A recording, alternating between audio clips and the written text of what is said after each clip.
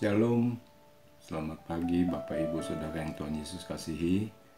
Kembali menjumpai saudara dalam renungan yang diambil dari Yakobus pasal 1 ayat 2 dan ayat 3. Demikian firman Tuhan. Saudara-saudaraku, anggaplah sebagai suatu kebahagiaan apabila kamu jatuh ke dalam berbagai-bagai pencobaan, sebab kamu tahu bahwa ujian terhadap imanmu itu menghasilkan ketekunan. Tema renungan pada pagi hari ini yaitu intan atau instan. Intan atau instan.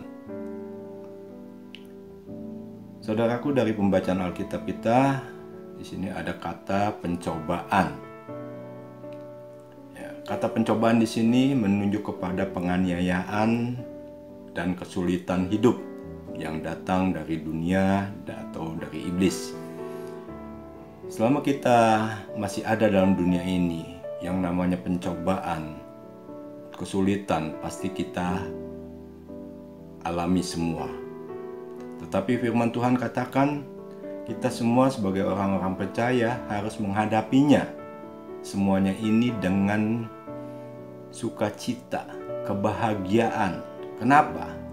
Karena pencobaan merupakan pengujian yang akan mengembangkan iman percaya kita menjadi teguh, tabiat yang baik, dan pengharapan yang dewasa. Iman hanya dapat mencapai kedewasaan apabila dihadapkan dengan kesulitan dan tekanan. Saudaraku yang Tuhan Yesus kasihi, dalam hidup kita ada dua pilihan. Kita bisa menjadi intan atau kita juga bisa menjadi instan. Bedanya hanya huruf S yang ada di tengah-tengah. Apa huruf S itu? Yaitu sekejap, sesaat. Apakah kita mau menjadi barang yang hanya sekejap jadi atau instan? Namun sesudah itu orang tidak pernah mengingat atau menghargainya lagi. Contohnya adalah kembang api. Ketika kembang api itu terpancar, terlihat begitu indah, tetapi hanya sesaat saja. Setelah itu hilang, lenyap tak berbekas. Orang menikmati hanya sesaat, sekejap keindahan daripada kembang api tersebut. Beda dengan intan yang kelihatan tetap indah sampai kapanpun. Namun, intan membutuhkan proses yang sangat panjang dalam pembuatannya.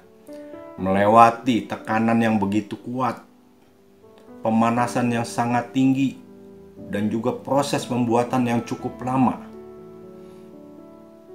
Alkitab memberikan contoh, yaitu Esau. Esau tidak mau proses yang panjang ketika dia memilih seorang istri. Dia pilih yang dekat dengan dia, yang dengan mudah dapat dia dapat. Sedangkan Yakub memilih diproses dan dididik dan harus bekerja selama 14 tahun untuk mendapatkan istri yang dikasihinya, yang dicintainya. Dan sepanjang hidupnya, Yakub mengalami proses dan didikan Tuhan. Dan dari keturunan Yakub lahirlah 12 suku, dan dia, Yakub, disebut Israel, menjadi bangsa pilihan Allah yang Tuhan kasihi. Saudaraku, firman Tuhan katakan anggap sebagai suatu kebahagiaan bila kita menghadapi pencobaan, karena kita sedang menghadapi suatu proses. Kita harus bersyukur untuk setiap proses yang kita hadapi, karena Tuhan sedang membuang semua kotoran di hidup kita agar membuat kita menjadi indah dan bernilai. Amin. Buat renungan singkat pada pagi hari ini. Selamat beraktivitas. Tuhan Yesus memberkati kita semua. Shalom.